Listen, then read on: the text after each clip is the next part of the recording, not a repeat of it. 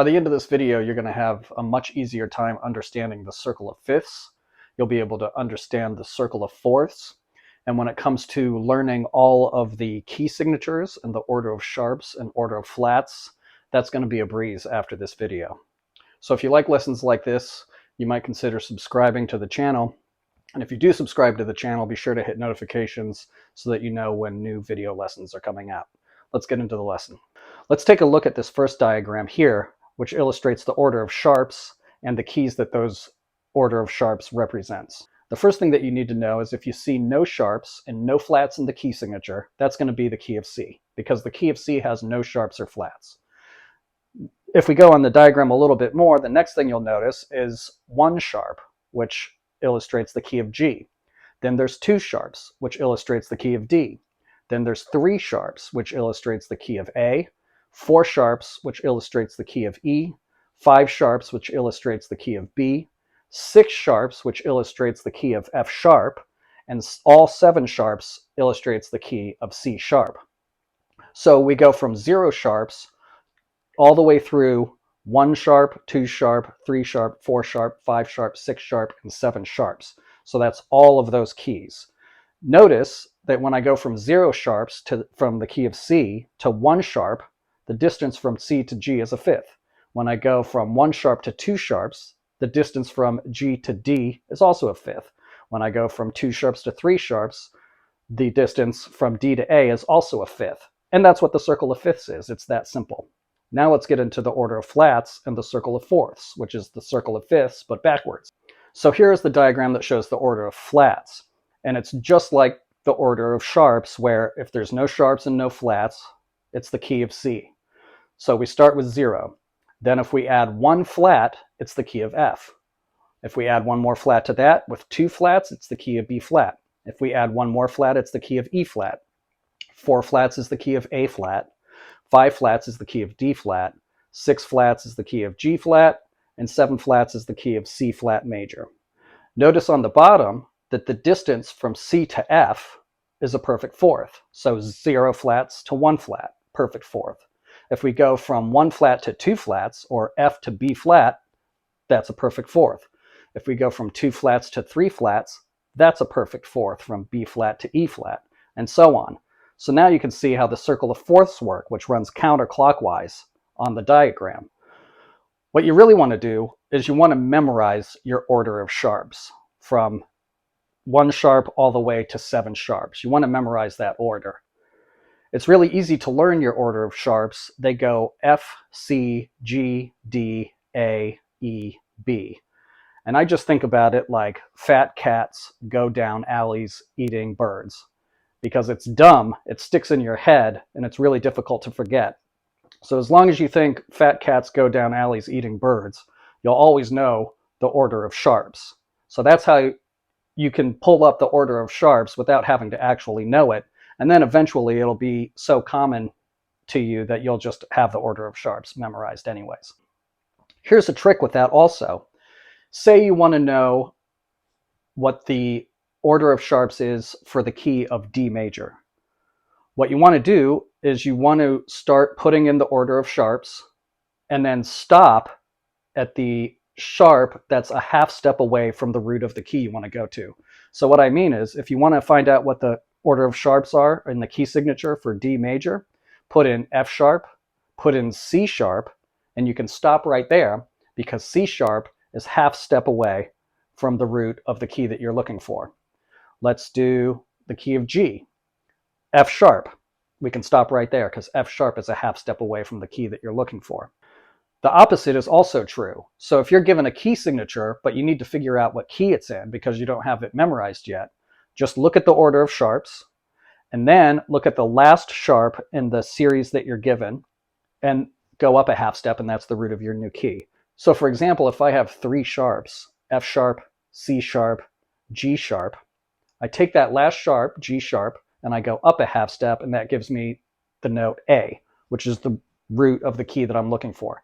So now, if I'm presented with those 3 sharps, I can find out that it's actually in the key of A major.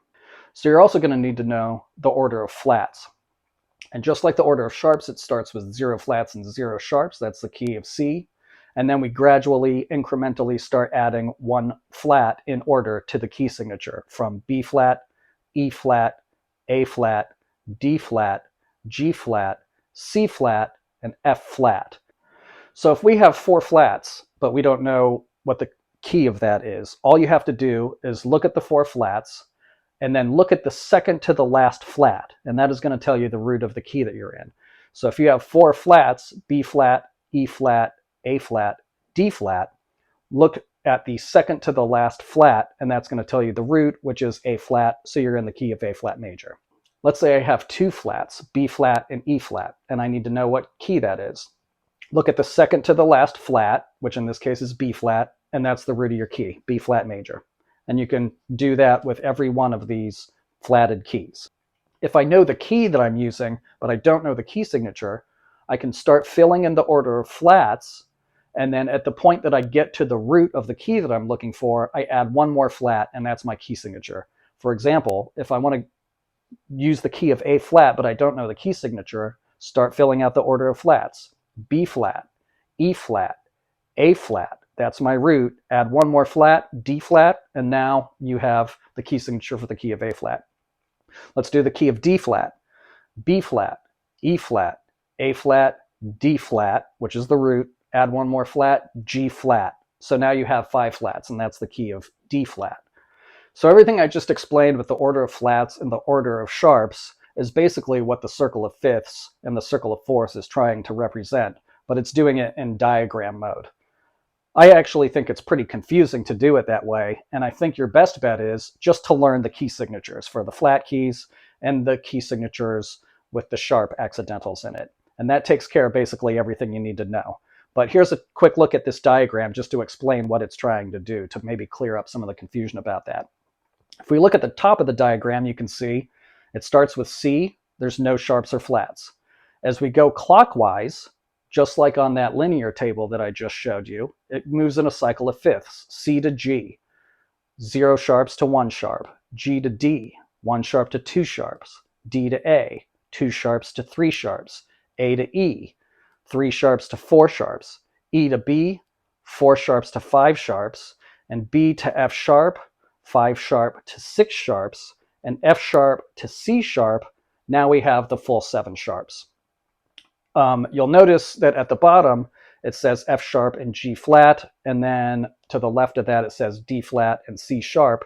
These are enharmonics, and this is usually where people get confused. But like I said, it's easy to understand if you just learn the key signatures. This diagram is supposed to help you understand the key signatures, and kind of this is why I think the diagram makes it actually more difficult than it needs to be, when you can just learn the key signatures. But now let's do it the other way. If we start on C at the top and we go counterclockwise, now we're moving in the circle of fourths. So we have 0 flats. If we go to the left once, we have 1 flat. It's the key of F. If we go to the left one more time, we have 2 flats. It's the key of B flat.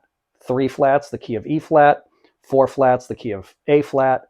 5 flats, the key of D flat. 6 flats, the key of G flat. And then 7 flats is the key of C flat. So that takes care of everything. So looking at the top again, you'll notice C, then the key signature, and then under that you'll see an A minor. All of those chords on this diagram are the relative minor chords, which share the same key signatures as the major chords that are relative to them. So A minor, the key signature for that is no sharps or flats. And you can see as you go along the cycle of fifths what the key signature for the relative minor is. And if you go counterclockwise in the cycle of fourths, what the key signature for the relative minor is on the flatted keys. And that's this whole diagram. That's all this diagram is trying to explain. So if you take a look at this chart, which comes from the Dick Grove School of Music, he has this circle of fifths and circle of fourths concept laid out in another linear way, but broken down by tetra chords. Tetra chords are basically the building blocks of major scales. And all a tetra chord is a 4-note grouping of notes that goes whole step, half step.